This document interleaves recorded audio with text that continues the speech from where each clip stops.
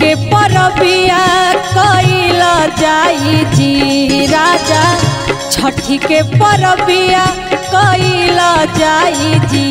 कोसी दुनु बेकत संग ही भरला जाई जी।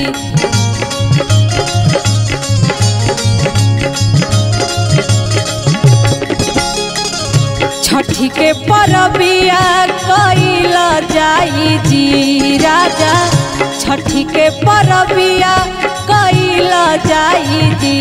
कोसी दुनु बेकत संग ही भरला जाई जी। कोसी दुनु बेकत संग ही भरला जाई जी।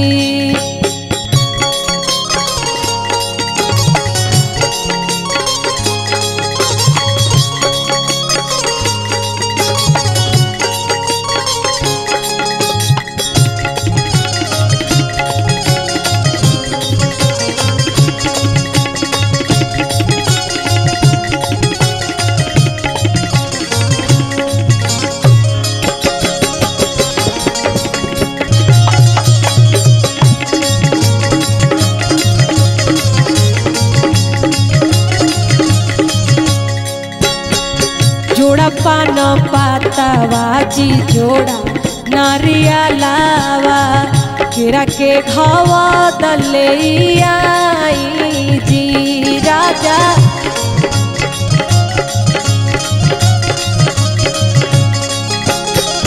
फल से सजावल जाई सुंदर बहंगिया, जे बहंगी छठी माई के जाई जी राजा।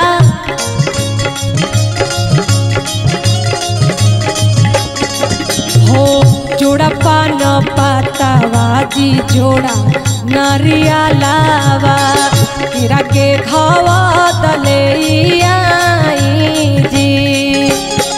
फल से सजावल जाई सुंदर बहंगिया, जे बहंगी छठी माई के जाई जी। आदित्य के अर्घ दिहला जाई जी राजा, आदित्य के अर्घ दिहला जाई जी। कोसी दुनु बेकत संग ही भरला जाई जी।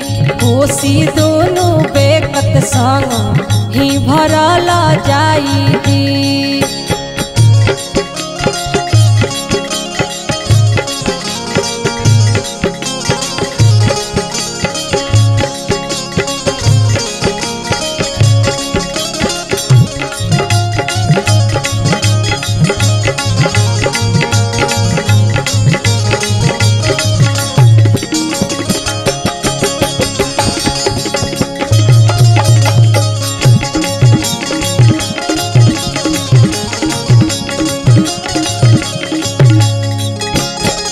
हरि हे सूरज देव दुखवा विपतिया हो, हमरो अर्घ लेवे आई है जी।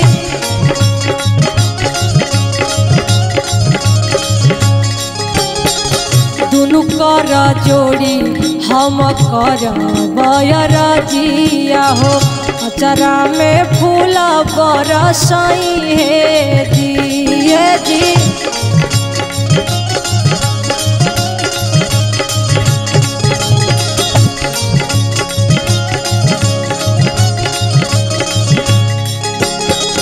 हरि हे सूरज देव दुखवा विपतिया हो, हमरो अर्घ लेवे आई है जी।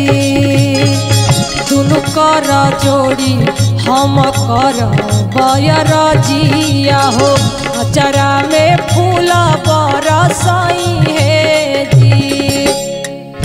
मनवा के मनसा पूरन होई जी राजा, मनवा के मनसा पूरन होई जी।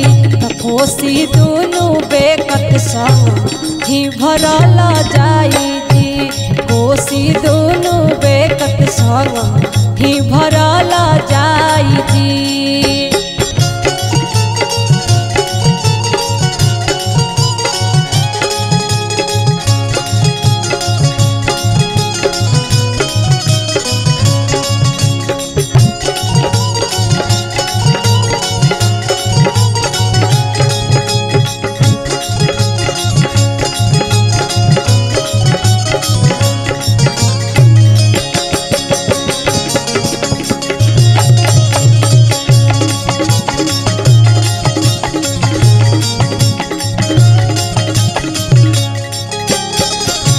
बहंगी उठाई चली छठी मई के घाट पर जल्दी पहिरी ना पियरिया हे आहे।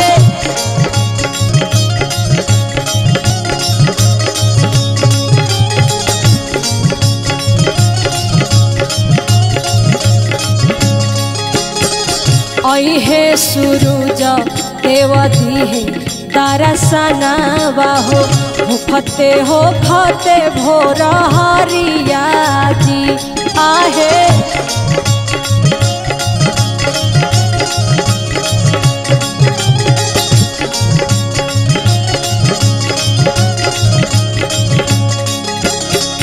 बहंगी उठाई चली छठी मई के घाट पर जल्दी पहिरी ना पियरिया हे अहे सूरज देव दिहे दरसनवा हे भूखते हो खते भोर हरिया हे। सूरज के पैया पड़ल जाई जी राजा सूरज के पैया पड़ल जाई जी कोसी दुनु बेकत संग ही भरल जाई जी कोसी दुनु बेकत